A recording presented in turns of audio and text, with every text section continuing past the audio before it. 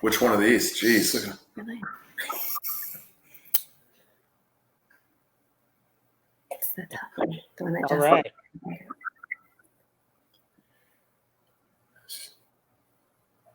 All right. Oh, here we go. Excellent. We are live. All right, we're on, brother. We are live, coming at you. See here. There we go. Boom. Well, welcome everybody to the Ron and John Show. Another episode. I think this is what, episode number 4, right? 3. Sort of like Yeah. Something like 4. Yeah. We can do 4 like Westside too. You know, we can throw that shit up. We are ready. It's all good. And We can do that. for 2, so I got me a beer poured here. We're working over there. That's Ron. right. We gotta kick this thing off. I am gonna be rocking, keeping it true to the roots, with some cazadores, and we're gonna kick this one off a little different, right? And I think it's a new tradition we're picking up, and to keep it hood. It's not Corona. It's not Modelo. It's Well, a tall boy. Oh, You know, What you got over there, John? I got soju here, man. So, and this is a shout out to all of my Korean brothers and sisters that I have served with. And I got to open this bottle and pour my shot, but I got to do it in a Korean tradition here, okay? And Okay, well let that rock. Let's see it. 𝗙𝗏, who served with me for 27 months on the Korean Peninsula, he actually came to my ceremony when I was inducted as a SEAC, and he and his wife Monica were great friends to Sandra and I for years. So what I'm going to do, and anybody that served in Korea knows, I'm going to take my bottle up, all right? I'm going to tap the bottom of it with my elbow. I'm going to pull the top off, and I'm going to spruce the ground there, and now I'm ready to pour my shot, all right? Actually, I'm not supposed to pour my shots. Somebody else is supposed to pour for me because that's a Korean tradition, but we're all in. So I'm ready on one, brother. Well, shit. Let's do it then. Hey, we got some special today, right? We do have some special guests today. We'd like to invite Mike and Brooke Villano, who are going to be talking about financial wellness during crisis, but also the co-founders of our beloved Veterans Lending Group, who makes all this stuff possible. So now y'all get to see who's behind the scenes here, right? Who's behind the scenes and putting this all together. We thank you. We appreciate you for coming on the show today. we appreciate it, guys. We're happy to be here, man. This is we've been looking forward to this for some time. We're lucky Awesome. we made it. Today's been crazy. Man, yeah. I bet. Well, I'd like to all raise my toast up to today on April 22nd, years ago, for Ranger Pat Tillman. Think of you in honoring you today, brother. One for the airborne Ranger in the sky. So today, Mike and Brooke, would you like to cheers to, and we'll get this thing kicked off. yeah. All right. God bless. Cheers. To, Cheers. Pat Tillman, all of our fallen. Amen. Absolutely, for all of them. Oh yeah. Ooh, that goes down nice after a day like today. Well, Ron, what you been doing this week, man? Brother, we've been full steam ahead, teaching classes. We've been still the pedal on the metal. You know, just because we're not traveling doesn't mean we're not keeping up and educating and knocking some things out. And got some really special invites, which we'll be talking about probably in a show coming up. But since you and I did that trip at Fairchild, we've got a couple more invitations. I don't think I've had a chance to tell you, but the National Guard would like us to take the Ron and John Show here in Washington State at Camp Murray to one of their battalions, and with the hopes of kind of expanding and making that bigger and spectacular. So a lot of fun stuff going on. I know you've got a lot going on, even though the travel has stopped, you never stop. What's going on in your corner? Just, brother, I've been doing a lot of leadership seminars and out and just staying connected with folks. know, since we honored Pat today, I decided to do the show today from the Troxel box, Top Troxel. And if you look behind me right here, I have my print from 4th Striker ID when I was Sergeant Major. And I felt since honoring our fallen today, I wanted to have that background because I lost 54 awesome warriors were killed in action in 2007 and 8. Another over 5 severely wounded. So wanted to have that in. But the big event for me this week, brother, I broke down and let Sandra cut my hair. So You did a good job, man. It looks good. Hey, Props, Sandra. let me tell you something. It looks great. She grew up in a family of 15 children, you know, traditional Mexican, which you know all too well, brother. And I do. so she used to have to cut hair, you know, in the family. And so she dusted off the clippers and everything, and she hooked me up. And I think I look pretty good. What do you think? I think it's good. You know, Very good. to be honest with you, knowing Sandra and that I have to face her one more time and several times, it looks fantastic. It's your best cut Yeah, yet. she did a good job. So, but you know, I said to her, I said, "Look, are you confident you can cut my hair?" She gave me a look and she said, "You just better shut up, or I will fuck your shit." Yeah. I love You sure her. did. And That's fair. that's why it looks fantastic, John. Don't mess with her. Hey, so we've got 2 phenomenal people on today. You know, the Brain Trust of Veterans Lending Group.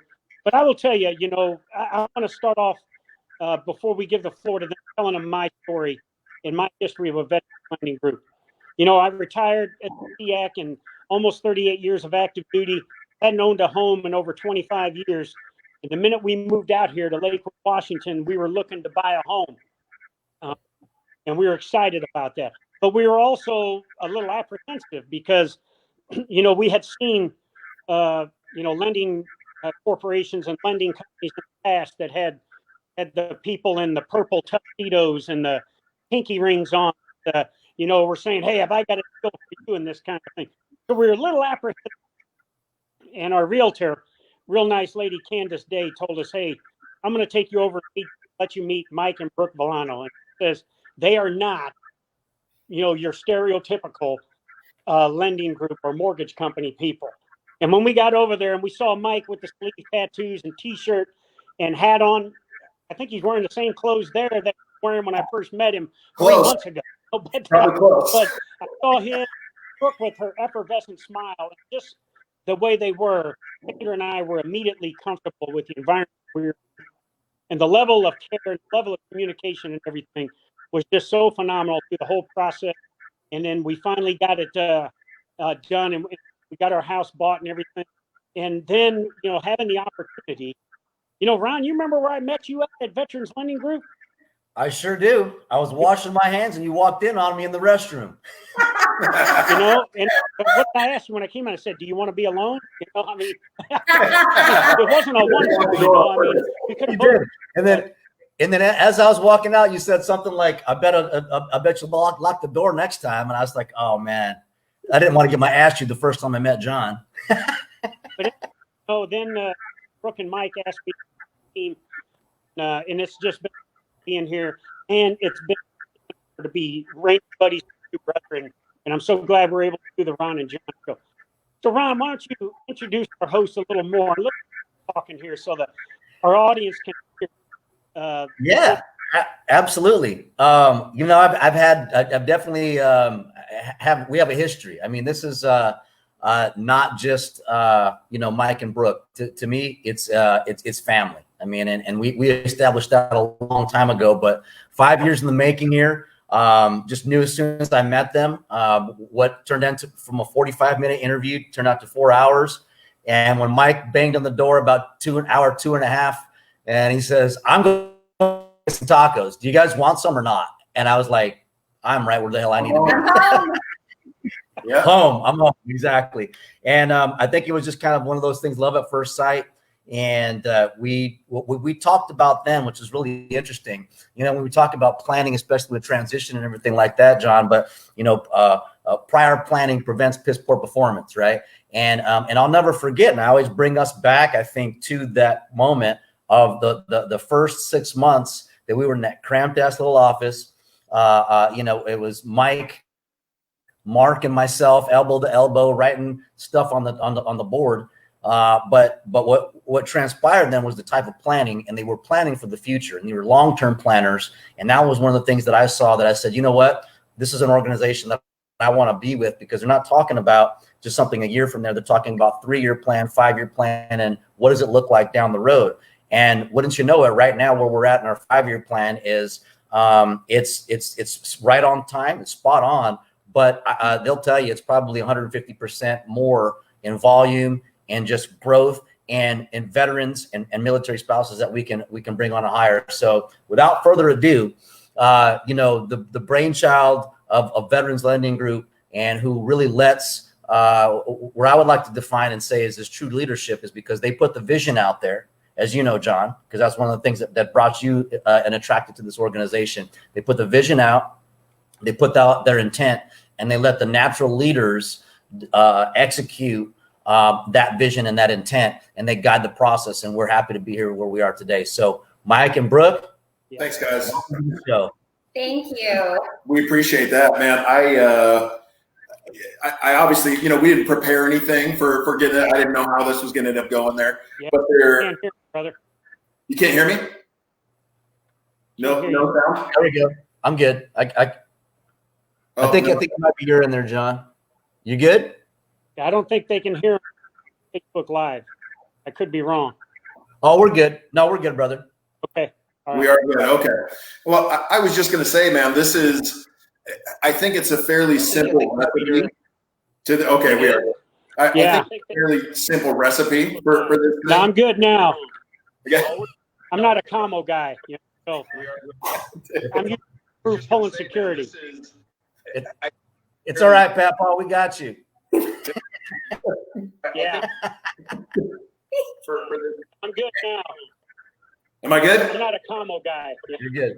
Oh, John, can you just mute your side? You get a little bit of that satellite delay. That's all. There we go. All right. Cool. Hey, Mike. Can I proceed? Send it. Send it. Yeah, I was gonna say, man, there's no big secret to this thing. I think it's pretty simple when you're doing business like this. You know, say what you mean, stick to it, keep it simple, and follow through. You know, being honest with people, being direct with people, that gets it done. I mean, 100% of the time. I think when we started this company, we started it off, it was very small. I mean, there was only, what the hell was that? 4 people? 5 people? 4 people? I don't know. 11, I think, of the original transition. It was a small number, and now, and you know, we had 1 location at the time. We were in Lakewood when we had split off, and now we have, I mean, 73. Well, 73 and growing, and we have, I don't know how many locations in how many states. And again, to sit here and say that was just Brooke and I would be wrong. I think it's great to have a dream and see the plan and whatnot, but getting the right people and aligning yourself with what you're doing there is absolutely paramount. And so that's what we did. And you know, Ron, you've heard me say it, man. I've said it all kinds of times where I feel like, I almost feel like we're along for the ride, man. It shouldn't make sense that you have 70 some odd people, and I like every one of them, and they like me. I mean, like, that's not right. Usually there's at least a couple people, right, where they're like, man, I can't stand that. You know, I mean, hey, I'm human too, man. It is what it is. But that isn't the case with us, and it's so strange that with that many personality types and all these people, the right people just keep falling into line, and we're able to grow, and the doors keep opening. You know, not much that, Ron, just like you, John, just like you. I mean, you know, it's strange how everything aligned for us to be able to even link up and have you guys as friends and partners. Yeah.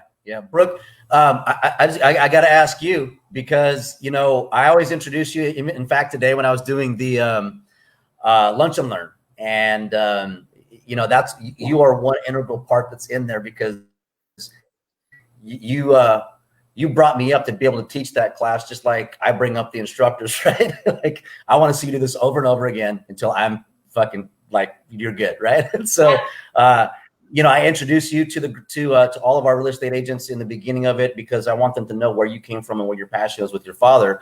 But and I tell them this is where it's rooted and stemmed from, because I want to continue that story. So if you could just tell the audience, like, why do you, I mean, give a damn so much? You know, I mean, I know Mike is just because he loves the people. We know that, but why? So my why was my dad.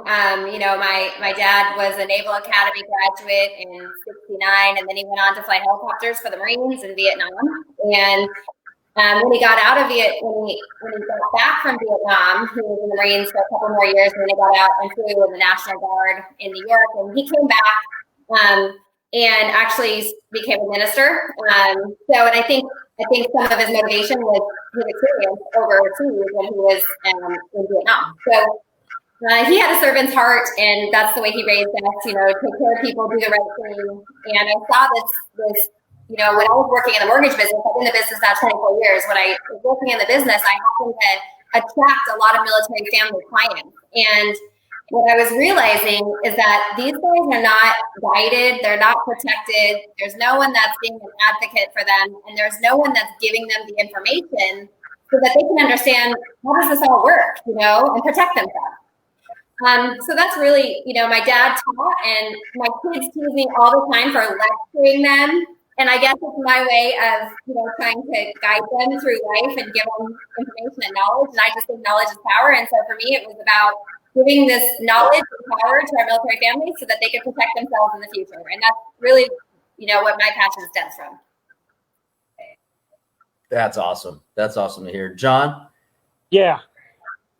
What are you thinking as far as, you know, when it all blended together? Because I knew when you and Sandra, like you said, when you walked into the office, you just kind of felt the energy, and you were like, well, damn, not only is this the place where I want to, you know, I'm comfortable with this handling my loan, but what else do we got going on? And, you know, then, and that's kind of like the cataclysmic part, right? When we all met, you know, the first time I met you, Mike just kind of said, dude, there's this guy, it sounds cool as fuck. It's just in his name, John Wayne Troxel. He's a bad motherfucker, right? And I was like, yeah, he is, right?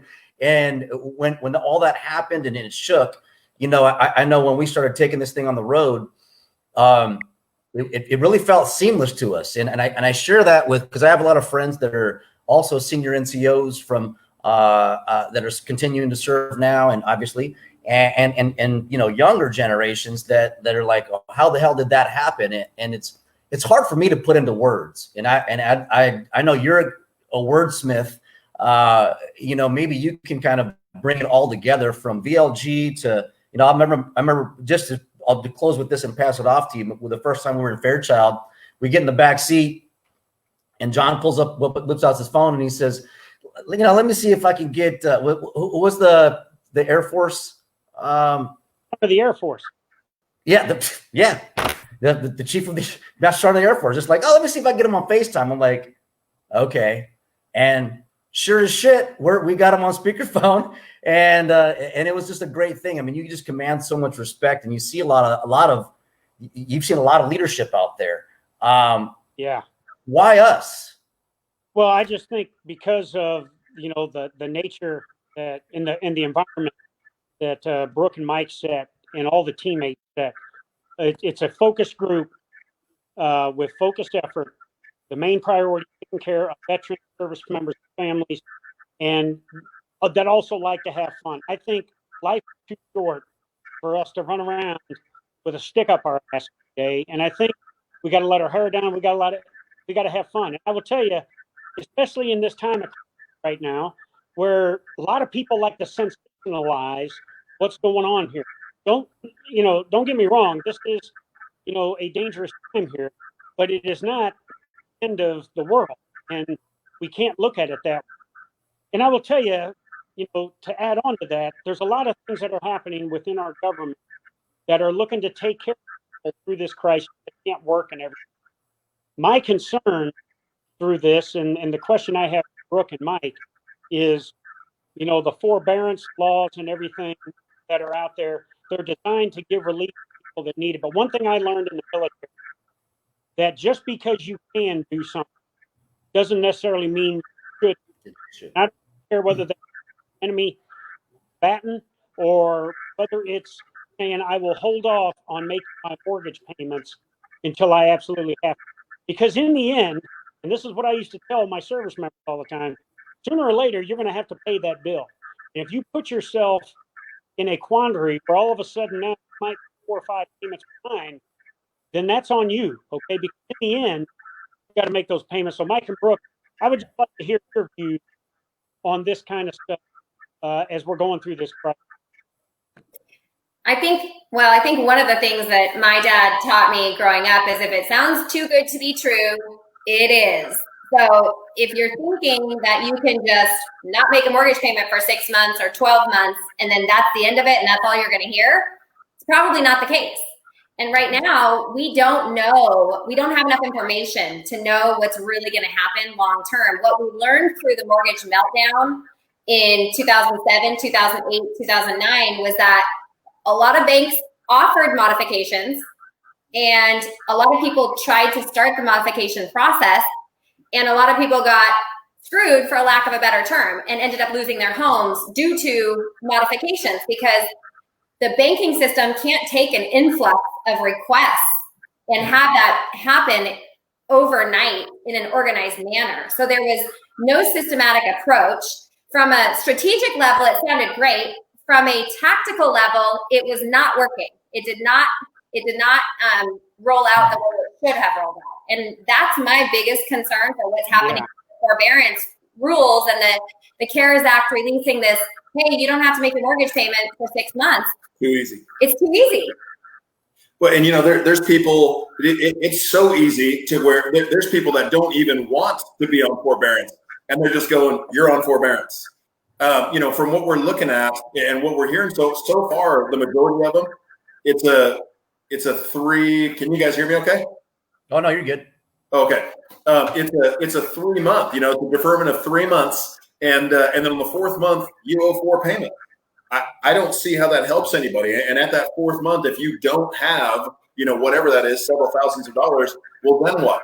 I can tell you credit wise, the first time that you miss a payment, man, you miss a payment. It's going to show up on there. We're seeing it report differently in different ways. Obviously, the forbearance is going to come out with how it comes out. But this stuff is going to start showing. And if you can't do that and you start missing payments, then you move into what could be possible foreclosure and just a myriad of other things. Now, I'm sure that there's people that are thinking, oh, there will be something else. There will be some other relief. There will be, well, and maybe there is, but I don't know that any way is a good way. And when you get into it, man, it's just, I've been through it. I've lived through this before. I've seen people lose their home. I lost my home. I've seen what it looks like when all this stuff rolls. And next thing you know, man, there's a lot of people that are wondering where the heck do I go? It's scary. That's the thing is one thing about service members is not everybody's experienced this, but a lot of people that I know have, and that's called the no pay due. All right.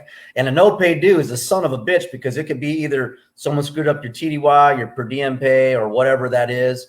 And, the same thing can happen almost with these forbearances, because just because it's 4 months and they extend it out, because I think we were looking at it the other day, Mike and Brooke, on, well, what are the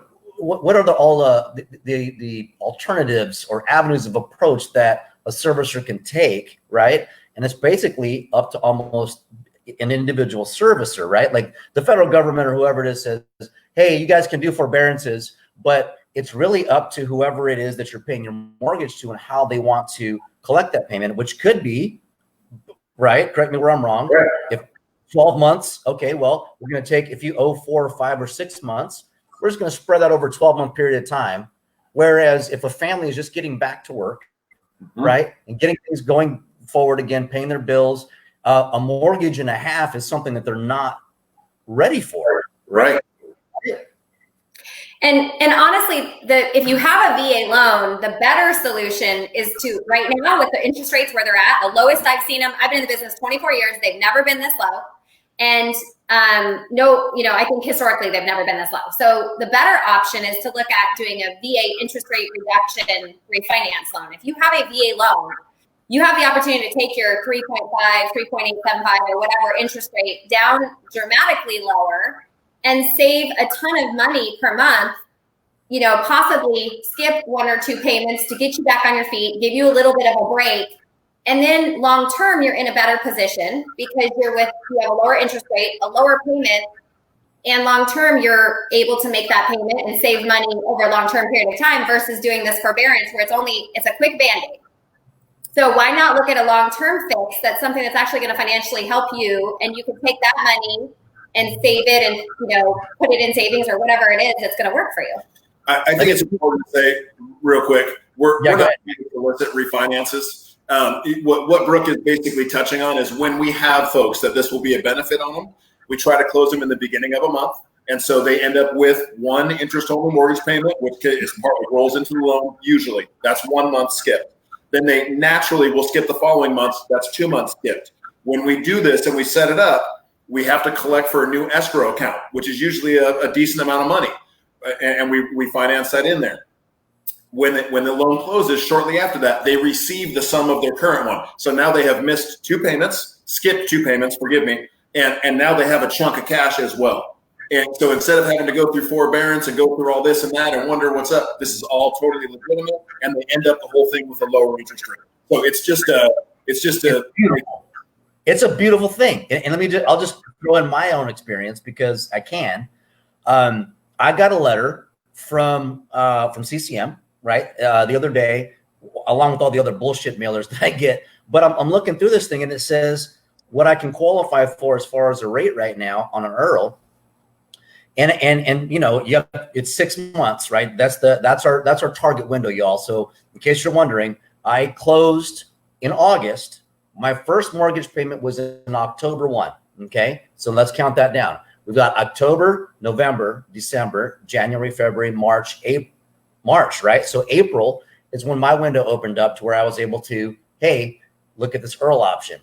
Now, look, free money is free money, forbearance and all that stuff. Or what are they going to do is my question. So when it came across, when I went to go pay my mortgage online, it said, are you affected? Let's check and see if maybe you can qualify. I did. And they were like, GFY, right?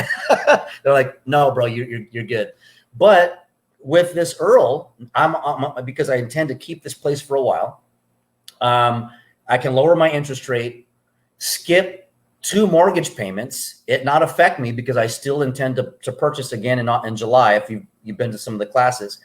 And now I'm also looking at perhaps even getting a little bit of cash back. So if y'all are looking in a tough spot right now, one of the things that changed too is instead of verification of employment, right? That came down from up top. That wasn't like something that we're just skipping over. And just to be fair, obviously we are the special operations of VA financing, but this is something that everyone should be looking at, right? Just in refinancing right now as a whole. That's what this whole program is about, is for you to educate yourself on what you can do in these times. And then we'll get into, I'll let you guys go into that one, but then let's talk about really quickly what that looks like with COVID and those that are with the PCS stop movement right now, because we have a lot of active duty on here that may be in that position too. So I'll pass that back to you, Mike and Brooke, really quick. So I'm gonna let Mike touch on that one. Yeah, we do, man. I have people that are coming from all over the globe right now, and that is a big question. And hey, I got stopped. I can't move. They stopped my PCS. What do I do? We have some people that are trying to, they want to back out of deals because they panic. They don't understand. A big concern has been occupancy. Another big concern has been cost. If you close on a loan, they know that they're going to have that mortgage payment due. You got to make that first payment, whether that's in 30 days or 60, roughly. It's coming. And so it's a big concern. So there is a couple things that I can definitely tell folks. Number one, Ron, we just dealt with this, man. There is like an exemption. There is something that you can apply for to have a waiver, right? There's a waiver for everything. I've heard you guys say 1,000 times. The exception to policy, right? The exception to policy. And that's right. And so this is something that you can get. It's fairly simple to get it. If you are in talks or if you're connected in any way on a real estate transaction like that, where you're under contract, you have closed or whatever, my understanding is that really kind of fast tracks it for you, man. You're linked in, you can get that to command, and it really puts you in the running to waive that, and you'll be able to PCS. Now, again, I'm not guaranteeing that, right? I'm not the boss, but this is what I think. Yeah, and that's the thing, is it's at the unit level. So in my experience, just here recently, we had I just spoke with the sergeant major, who we had somebody that was in this situation, and here's what we're talking about. It has to be a hardship situation. For example, you're renting now, you've just purchased in a new PCS location, say January-ish, February-ish timeframe. This thing hits, but now you're in that apartment. And what's happening is these apartment complexes, some of them are in it for the money, right? And they're doubling the rent right now. Okay, they're doubling the damn rent that they have to stay in, and yet knowing that there's a looming mortgage that the service member has to pay for. So now what's happening is a little bit of it's frantic. But as of last week, as I understand it, it's at the unit level, but the exceptions that were, because for the Army, it was a 1-star general signature that needed to be signed, and that didn't come through. So every exception was being denied. As I understand it now, as they push it through their chain of command, when it hits their S1, there should be things there that have loosened some of those things as far as the way they look at the regulation, and they're being pushed through. In one of my situations with my clients, that is a yes. One of them just emailed me today that they're having some struggles. So we're trying to. I will say this, and I'll pass it to John from here, because as we move forward in these different situations, it's being evaluated daily on what that looks like. And sometimes it takes a little while for that to trickle down to some of these units and at those unit levels. But I'm sure a lot of people have a lot of questions on that, John, of like kind of how does that work? Like when these things happen, what would you recommend, as coming off as the former 𝗙𝗂? Because I also know that there's a lot of shit that you didn't even know that was going on in transitioning, but what does that look like for our audience? Well, each case has to be on a case-by-case. And I will tell you, this is where it comes in. And when we have to deal with issues that are going on, crisis, like, leaders have to execute a balance between compassion and discipline. And what I mean by that, certainly if someone is still paying rent in one duty location and they've already, bought a house in another duty location, and they're already expected to be making a payment, that's certainly a situation that, and certainly the department is looking at to make sure get relief. That's where the compassion that we look at.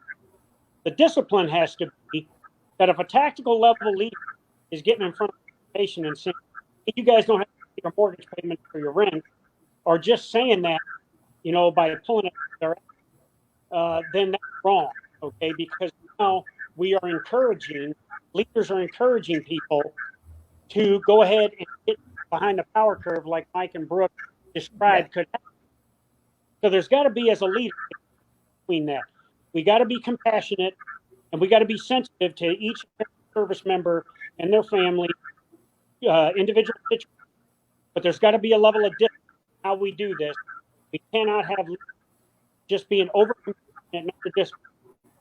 For 4 months, you don't have a mortgage, because in the end, 9 times out of 10, get more financially by doing that would if we continue to make their payments every month. So as leaders, it's got to be that balance to move forward. And I will tell you, the DOD are looking at this and making sure situations try and provide the leaders and their families. Yeah.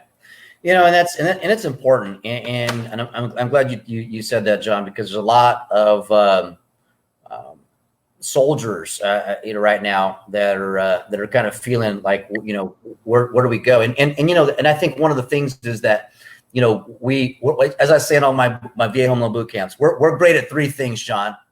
We can lead, we can follow, and we get the hell out of the way, right? And we also learn in three ways, right? Audio, visual, and feeling, right? So, and we're very trusting until, you know, there's some skepticism there. And I think it's one of the first times where, you know, leadership has to really, not the first time. I mean, let me not misspeak there because the different situations, but as far as an environment like this, really, I can't think of in my career that there's been an instance where leadership has had to make decisions based on something like this, right? And I think that they're doing the best that they can. But you know, if y'all are seeing some struggles or you know, you're in this type of hardship, reach out to us, let us know, and we're going to do anything that we can, you know, to be able to paint that picture. I've got somebody I'm working with right now who I'm just saying, hey, just, you know, explain your situation. Let's see what we can do. And you know, being proactive, you know, because this is a thing where a rising tide lifts all ships. I don't care if you're with another lender or whoever it is. This is about us as a family coming together and making sure that we're taking care of each other. And if we have to, you know, do that through some education and some compassion, you know, with balancing that with the discipline, then you know, we'll do that and know that we've at least done everything that we can do to take every step forward, you know. So anyway, John, what are your thoughts from here, brother? This is the part of the show where we get some questioning at our guest here. What do you say we put our questions at Mike and Brooke? Let's do it. Let's fire some off. Let's see here what we got. I've got quite a few. If you'd like to go first. So first of all, we got a very special audience on the Enlisted 9 Fight Company that has about 920,000 followers, and it's a member and veteran-owned organization. And one of the guys on it is one of the owners is a very good friend. He's an active duty sergeant first class named Colton Smith, but he's also a professional fighter, and along with being a business owner, and he won the Ultimate Fighter 2016 show. He was the champion of that show. So my first question is going to go to Mike. You have three choices of what you would like to do. Okay, you can either A, spend a night in a cell with Joe Exotic, B, go hunting with former vice president and executive Halliburton, or C, you can go 3 rounds in a cage. What would you like to do? Well, shit. I won't make it 3 rounds in the cage, so I'll go 1 round in the cage, man, because I'm not cuddling with whatever you call them, and I'm sure as hell I wouldn't even come back from a hunting trip with those fellas. So yeah, I'll take my beating. Colton said, "Knock you out." Yeah, that's it. That's it. Brooke, I mean, what's your answer, Brooke? That's a team effort here, I feel. Oh my God, I would cuddle with Joe Exotic all day long. Oh, we'd be getting a divorce immediately after. I don't know how you scrub that off. He doesn't want me. You just be using me to get to Mike. True. All right, Ron. It's on me. All right. Now, many of this audience doesn't know, but there's a looming cloud over this area called Jackson Hole for both of you. Oh, you bastard. Now, John, I'm going to let them catch you up to speed. But I believe it was 3 attempts to Jacksonville and why it's looming, and twice. Okay. Jackson Hole. Jackson Hole, Wyoming. Yeah. Jackson Hole. My bad. It's it might as well be Ville because it sounds evil, right? It is evil. Share with the audience, Brooke. What was your most terrifying time when you knew that when you saw like some sort of fear in Mike's eyes that you've never seen before? Because I'm sure it's happened once in each of those stages. I've had so many situations with Mike because Mike is, I call him MacGyver because he likes to fix things and he is amazing at fixing things. But also we have a lot of things that break before he fixes them because he knows he can fix anything. So she said a lot. I don't know if we have a lot of things. We have a lot of things. But we've got some shit. We have things that break all the time. He's MacGyver, so he fixes them. But we did have well, gosh, I mean, how many times we literally blew a diesel engine in like a diesel pusher RV, blew out the side of the cylinder. There were shards of cylinder all over the ground. It was midnight by the time we got to Grants Pass, Oregon. And if you guys have ever been to Grants Pass, Oregon, there ain't shit there. Nothing there. Nothing. So thank God we had just come over the Blue Mountain Pass and come down, and it was snowing and it was hailing and it was freezing cold. It was wintertime because we were heading to Jackson Hole to go skiing for the New Year's week. So anyhow, I'm on the phone with, and I'm a horrible storyteller, so you don't want me to actually Mike should probably put that. No, you don't. Yeah, just this. Dude, I don't know. We had a catastrophic engine failure. Cylinder 3 blew out. I blew a hole in both sides of the block. How the fuck does that happen on a come? Well, it's not a Volano vacation unless something catastrophic happens. Dude, Diesel engine reliable. what was the? And this was a. Oh, we've had so many. This is a 43-foot coach, you know, and this is not like a old piece of shit. This is like a retired person's. Yeah, like, this is I'm living grandpa's in this coach, man. RV. This thing's gonna be around for 600,000 miles. No, 65,000 miles. We blew that shit. Oh, yeah. I can do anything, man. What was the other one? What else did we break? Well, let's see. The other RV, we were pulling. So we had to sell that one. So we put that one up for sale. I got another RV, diesel pusher again. We were driving to Jackson Hole? I don't know. That's what I was saying. Colorado. We were driving to Colorado to go visit our branch in Colorado. And that thing, we pulled into a parking lot in Ellensburg, Washington at midnight again because dude, I gotta quit driving at night. He likes to drive at night. So we pull into the parking lot and we're trying to navigate around all these concrete barriers. And it's a 45-foot RV pulling a trailer. So it's like 60 feet combined. We get stuck in the parking lot and Mike's turning the steering wheel while he's cussing, trying to figure out how to get this out of the parking lot. And we blow a. I blew the steering out of that fucking thing, man. I don't know what it was. It was a ball joint, actually. It was a steering ball joint that blew. And this is like the thing that's like, if you would have been driving down the highway when you blew this, it would have killed everybody. Yeah. So thankfully, that saved all of our lives. That's what he said to me. I saved our lives. I'm so glad in the parking lot. So we don't try and go to Jackson Hole anymore. Sadly. Thanks for bringing that up, Ron. Yeah, I thought I'd just replay that one for you. John, back to you. Brooke, I got a question for you. Yeah. Have you ever, in the time that you've known Mike Villano, ever tagged him when he was asleep or passed out? Meaning, took a magic marker and wrote some stuff on his face or body, anything like that. Have you ever tagged him before? That's a good one. No, but I should have. I have not. I have taken pictures of him while he's sleeping in weird positions for blackmailing purposes later on in life. That's creepy. But I've actually never used them. I didn't even know that. but to be fair, John, I have been tagged before. I'm sure I probably had a dick on my face at one point. Not mine. Not Brooke's dick. With the Sharpie or no Sharpie? Sharpie. I mean, that I know of. I got some weird friends just like we all do. Yes, we do. John, we got some more questions in here that we can see here. Let's see. I've got Oh, that's cool. Let me see here. Because we're gonna press here for we can see it. Yeah, Ed Sullivan. Do you think that the financial impact Yeah. I do. Ed's asking if he lives in Silicon and I'm currently working on a master's in psychology. I'm considering applying to Lakewood, VA. Do you think that the financial and psychological effects of the COVID-19 pandemic could result in an increased need for mental health care for veterans and lead to an increased need for mental health care workers at the VA? I absolutely do. I think there's a lot of negative effects of what's happening right now through isolation. And I'm on the side that believes that the immune system is heavily affected by emotional health. And if you don't take care of your emotional health, your immune system is going to be suppressed. And therefore, you're going to become, more easily affected by things like COVID.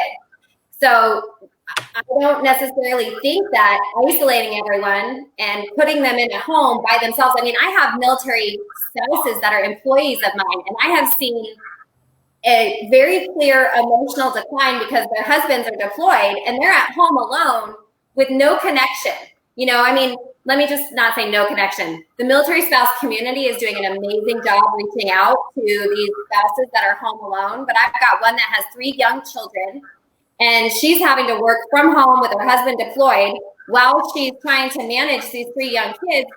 And she's isolated, you know, she has to cook her own meal. She has to do all of that stuff. So that's on the spouse side. On the service member side, you know, mental health is already a really big issue. You throw financial concern, you throw health concerns into the equation, you throw concerns of, is the government, you know, what is the government saying today about what I can and can't do in my civil liberties?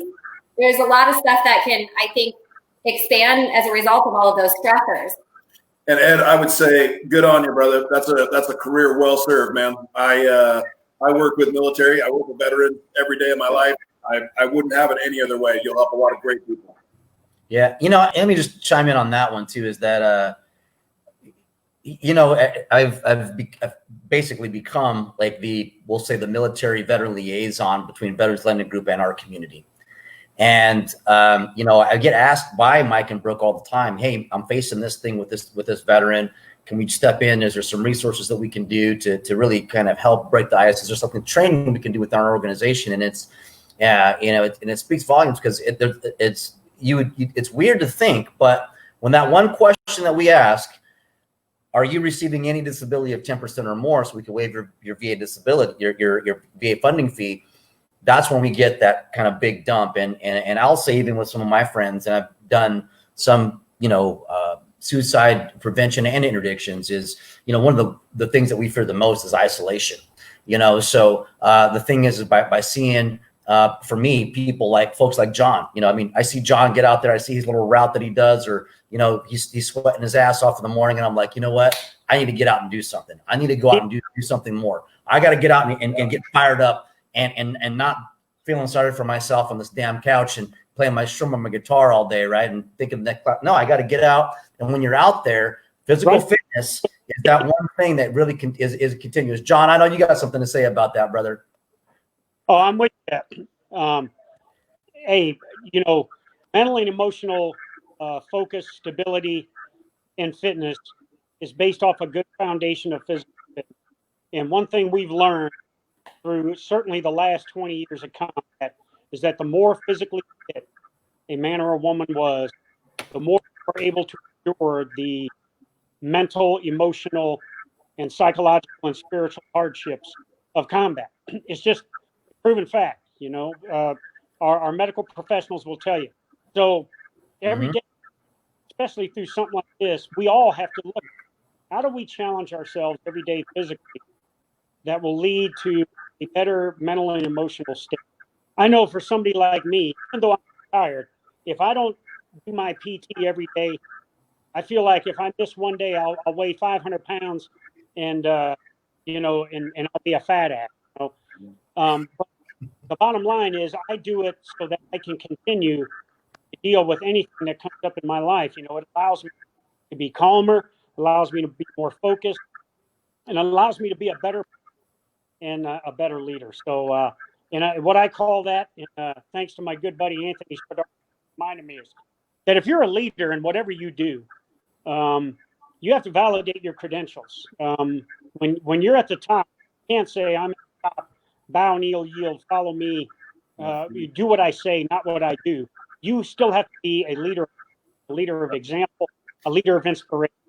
And it starts with what you do every day to motivate, you know, the passion that you exude and what you do to get people fired up to be better than they were yesterday. So I'm huge that whatever physical activity anybody can do, whether it's walking, whether it's, you know, throwing Atlas stones like me and carrying heavy shit, or running marathons, or doing jujitsu or stuff like Colton Smith and the boys at Enlisted 9 Fight Company do.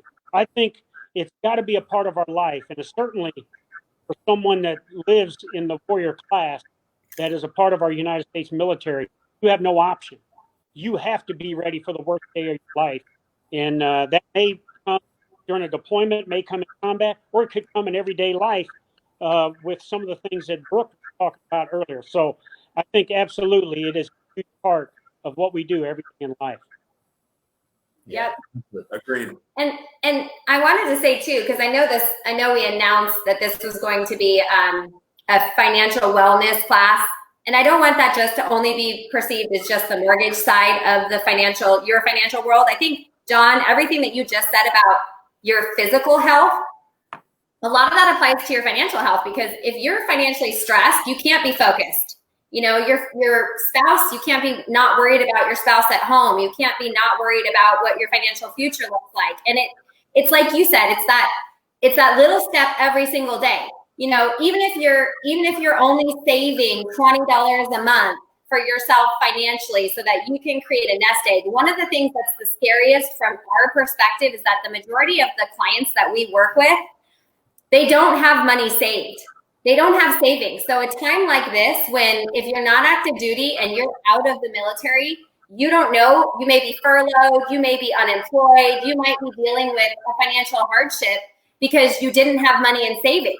And you have to choose to make that your priority for yourself. And it's so funny when we used to have the newcomers briefings and we used to have all these young active duty families coming through and service members coming through, we would introduce ourselves. And, you know, I would always say to the young guys, like, I know you're going to go buy that new sexy Mustang, or I know you're going to go get that crotch rocket or that road bike because that's, you know, with your bonus money, but you should buy a house because, you know, chicks and dudes think that's hotter. I mean, they have to start young and start thinking about investing in their own future from a young perspective.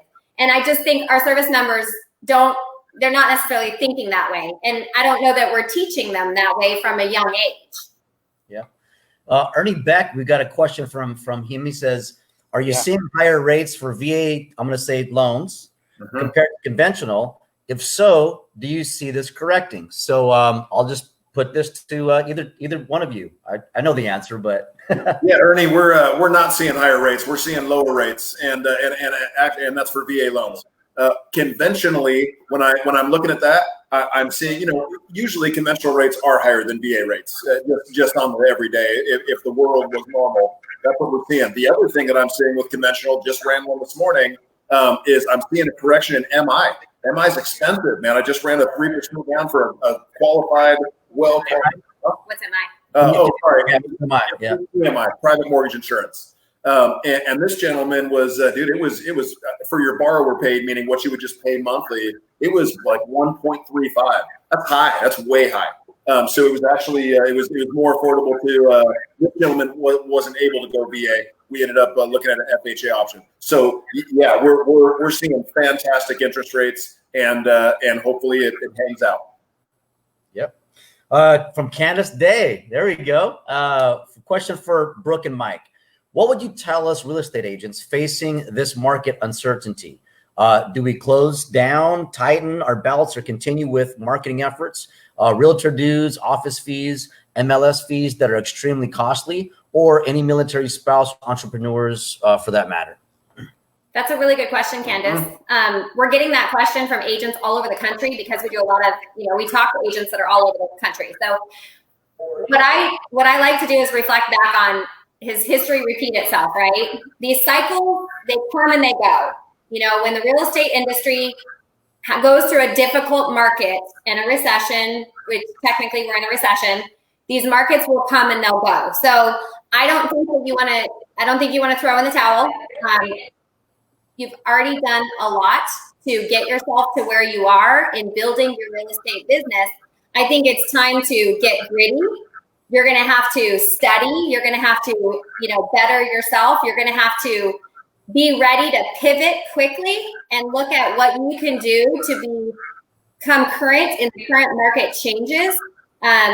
I think if you're a part-timer, I think you should tighten your belts because part-time real estate agents are probably going to have a harder time than those that are full-time and have been doing this as their, full-time profession. But it doesn't mean that today isn't the time that you can go and dive in and become that professional that, goes back to basics and does an amazing job moving forward. a lot of people make a lot of money in a down market because they are going at it harder than a lot of people who are giving up during that time. So we're not giving up. We're doubling down right now. We're looking to grow. And this is a time that we're actually the busiest that we've ever been as Veterans Lending Group. So yeah, I think it's a good time to shine. I mean, I think that, well, Candace, you know this, as a whole, this is, our market's pretty chubby. And what I mean by that is we've got, there's a realtor everywhere you look. There's a lender everywhere you look. And, you know, one out of 100 of them are decent. I think it'll be fantastic to shave that down. And it always happens. This will thin the herd and it'll get rid of them. But you really shine if you are exceptional. I mean, and one of the reasons, like what Brooke just said about us being busier than ever, this is because we haven't had any changes. We don't have any overlays that were imposed on us. We didn't jack up our credit score. We didn't do any of that stuff. So now all the folks around us who now have these limitations, well, the borrower's got to go somewhere. You know, get them with the people that can handle it. And so for us, that's opened the floodgates. For you as an agent, be that agent. You know, be the one that's there that can get it done that really shines, and it's fantastic. Well, and I think for any industry, it goes back to, are you doing the right thing for your clients? You know, don't focus on the paycheck. Don't be fearful that you're not going to make money, because if you lead with fear, everyone will see it a mile away. You have to be your biggest concern, your number one priority has to be taking care of these families. If you lead with taking care of the families, you will be successful because people will see that that's your authentic motivation and your why. And that word will travel. Just like Mr. John Wayne Troxel always says, he loves Candace. That's right. That's right. We have another question from Adam Bezenson. He says, do you think the real estate market is going to take a big hit in Tacoma because the inventory is super low? You know what? I'll tackle that one. Because I live in Tacoma. Yeah. And I'm a buyer in Tacoma. And, you know, I can tell you, you know, it's the feeling here is number one, the train that's here through Tacoma is still moving. The link is connected. It's already made the loop all the way around through the medical center up here up top. And what we're seeing is that homes that are popping up, there are, you know, a few multiple offer situations, but sometimes, you know, just like Dustin, right? Dustin's situation where there was a multiple offer situation on the home before, but as time went on, those buyers got a little skittish. They backed out. So then the seller took the first thing that came up, which was him.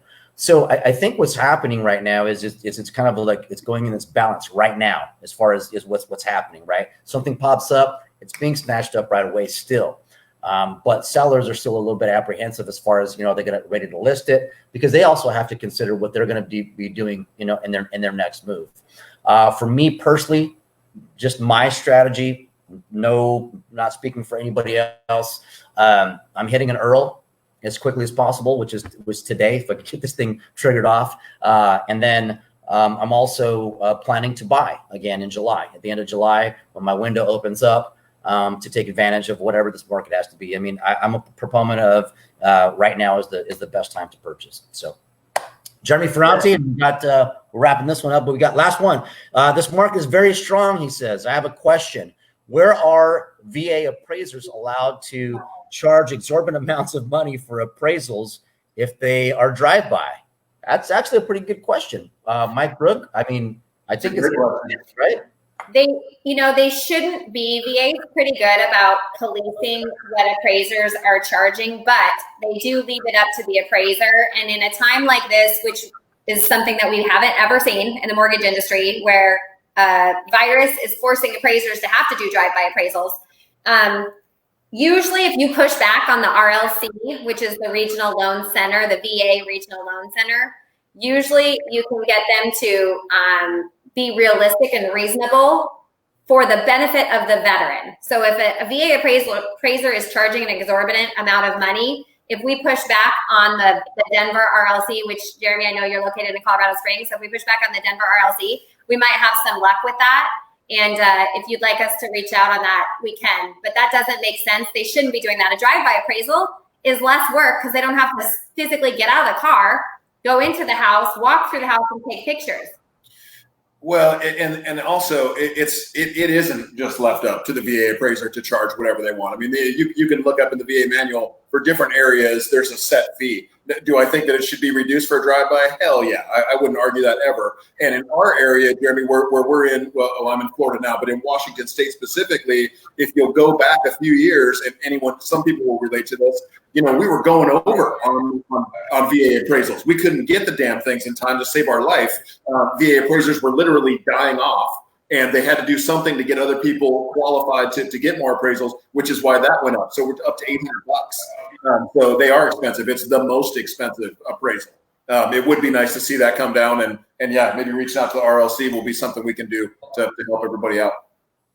Nice. And then one last comment here, and we'll close it out. Ernie Beck says, asked, do we want to open an office in Maryland? Sure. Are you near Annapolis?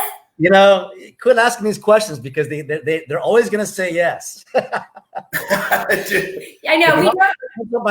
Hey, John, all that's going to do for us is pump up our frequent flyer miles, right? That's it. More mobile. Our RV will travel. Right, exactly. I saw John laughing up there. I know for sure there were some other questions in there, but if we got a wrap, then let's do it. But whatever, I'm down for more. John, what are you thinking of there, brother? What's the next order of business for Mike and Brooke right now? Well, I just think we continue to get after business like we're doing through this degraded mode that we have to operate in because of the coronavirus. Continue to push forward. And I think as far as the Ron and John show, we continue to bring people on that can provide inspiration, purpose, motivation, direction, and then opinion. I mean, we want to know what's on people's mind. Here, one thing that we didn't talk about today, but I think in future episodes is, the federal government wants to open up as soon as possible. Obviously, because they want to get the economy back up and running, which is something that any leader would try to do to make sure we're not breaking ourselves. But then you have individual states that are looking to do it, that aren't looking to do it. So maybe let's bring some folks on here in the future and let's have a discussion about stuff like that. You know what, John? You know what I say? Ain't no time like the present. Let's do it, man. I mean, you know what? Let's do this. Let's do one more quick closeout shot, and if anybody wants to stick around, they can. And then let's ask the opinion of our guests that we have now. No time like the present, right? So we're gonna rip one back off here. I'm gonna do it old school style. I like hanging out with you guys. This is the best. All right. Cheers to us getting out of this whole thing safe and hopefully getting back to business as usual. Yeah. Salud. Cheers. Hey.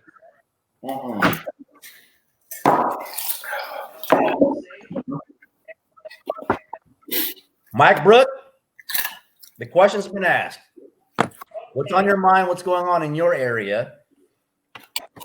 Well, I mean, where are you? I mean, let's. Yeah, I was going to say we have two areas right now. We're in Destin, Florida, and in Destin, Florida, it's been pretty mellow for a good while now. I think Florida took the heat a while back from all the spring breakers that were showing up from wherever, and they were on the beach down the road from here, Tampa City, and wherever, all the way to South Florida, and they were going, oh, geez, they're just not paying any attention to this. They're not taking it seriously. They're getting it.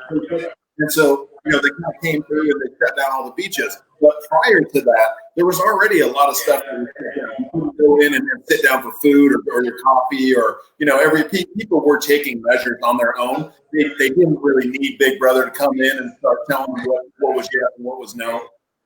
They shut down these private beaches as well, for even things like exercise. Yeah. And so, I didn't agree with this, man. Do I agree with not congregating? Sure. That makes sense. Common sense. But exercising, maintaining the spatial outdoors where the wind blows on the beach to go for a run or a walk or whatever, do your thing, whatever you want to do. I didn't agree with that, and I don't agree with having government step in and start going, everyone has to do this. I understand that there's something that we should all do here. Police yourself. If you are in that demographic where you might be at risk here, you might want to stay at home. You might want to cover up. You might want to do all these things that they're saying. If you're not, it's cool to be respectful of everyone else who may be and go about your business. I don't need anyone coming to tell me whether I should or should not be doing this or that. That's my opinion. Let me just chime in on that one. Because I totally see where you're coming from, and I made a post earlier about my good Ranger buddy 𝗏𝗏, who is on the front lines, and he's in New Orleans, and he's seen and he works for a healthcare system, and he's seen them be overloaded. He does see the flattening of the curve and stuff like that, and kind of letting everybody know, like, hey, it is a lower percentage of catching it, but it's a way higher percentage of like, mortality and this bad shit happening. Yeah, right. But and obviously here in Washington State, the farther up north, we've saw the restrictions tighter up there than we have kind of floating down. But I can also tell you that, like for I call him my godfather, I won't say his name, but who is in that higher risk area, most definitely.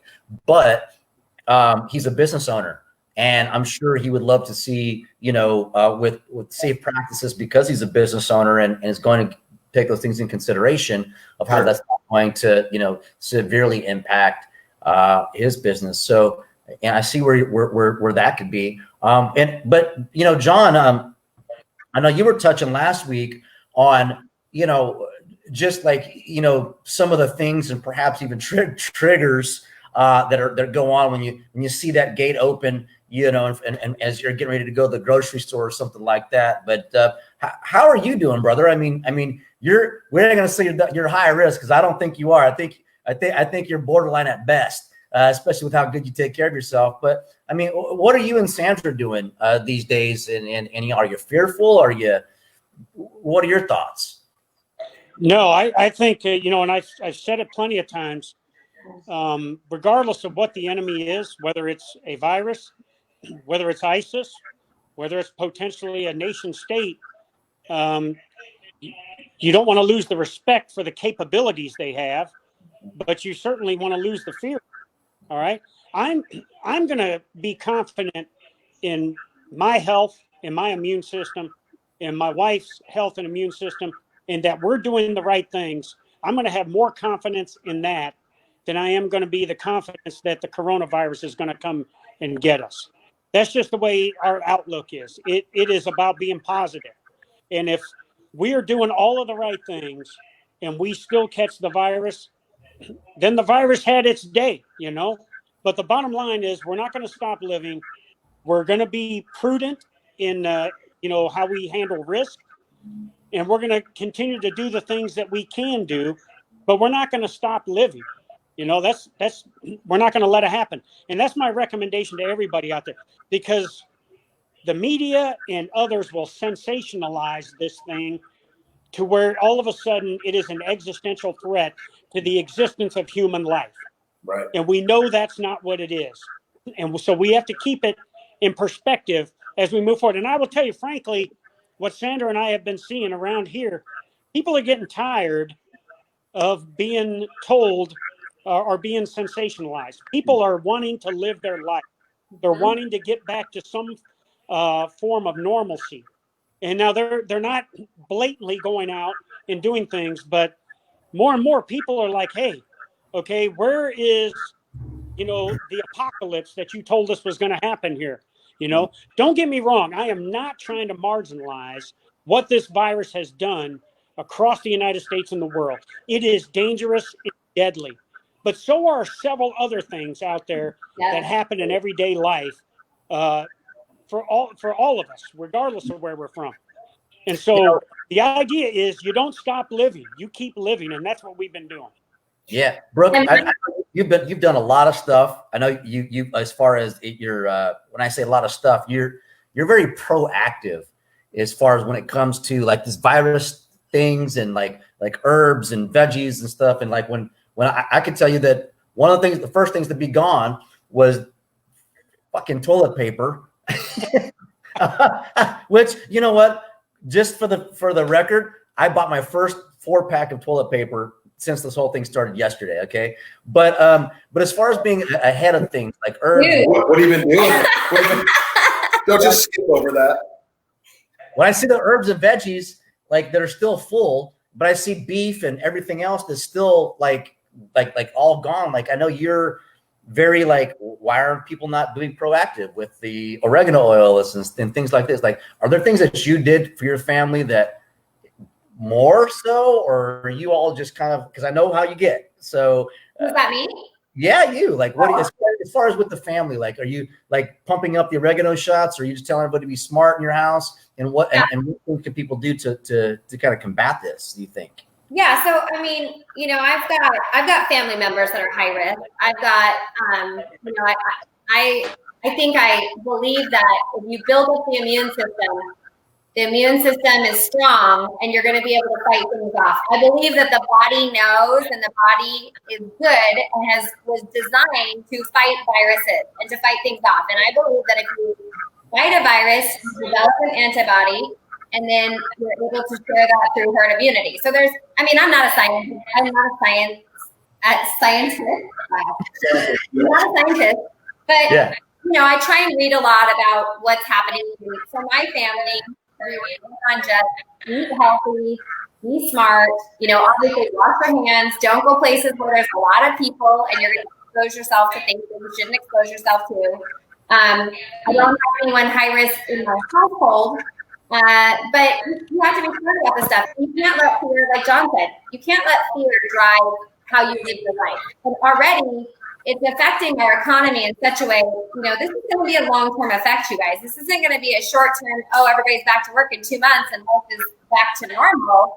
Not what we're seeing on the mortgage industry side and the real estate industry side. This is going to be a longer-term thing. And for me, I question, is there political motivation or, you know, where are the politics that are involved in this? And that's the frustrating thing as a citizen is, you know, you can't really trust what's going on and the information that's coming to you. So all you can do is protect your family inside the walls, right?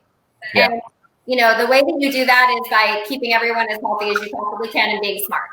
And Ron, you know, what we've been doing, we still, just like John said, we try to get out there and at least walk and partially run more than me, but a couple miles every day. We might do it at a more low traffic time. A lot of that's just dictated by our work. We're very busy, but we try to make time for it. When we go to the store, we still are going out, running to our office and do what we have to do. We're out there, man. We're not sitting in here, you know, locking ourselves in the room, yelling at someone to shut a window. I mean, it's, you know, we're fine.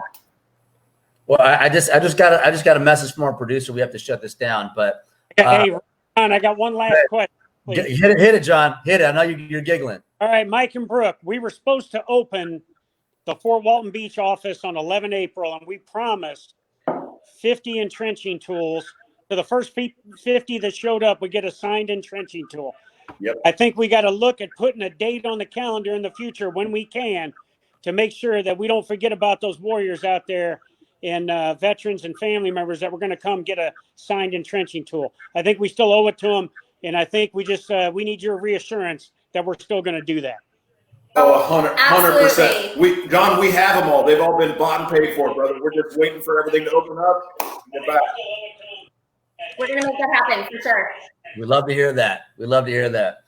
Well, with that, thank you all so much for joining us today and learning about, a number of things. And we are going to shut this thing down. But again, thank you so much to Mike and Brooke. Thanks, you guys. Appreciate it. Hey, Ron, I just want to let people know, please go to 𝗙𝗵𝗪 retired John Wayne Troxel page, like my page, brought to you by Veterans Lending Group. Start looking for Motivation Monday quotes that I'm going to put on there, and the Ron and John show every Wednesday, 1600 PST. Because like I said before, the Ron and John show, you know, we're known coast to coast like butter and toast. We can knock down ISIS, you know, make them surrender or die, and we can even make somebody like Anthony Spadaro kind of fly. All right? We drink a lot to make sure we can sing, and we sing a lot to make sure we can sing. And if you want to have fun, don't you delay. Follow me and this other ranger. We lead the way. Oh, I love it. Boom.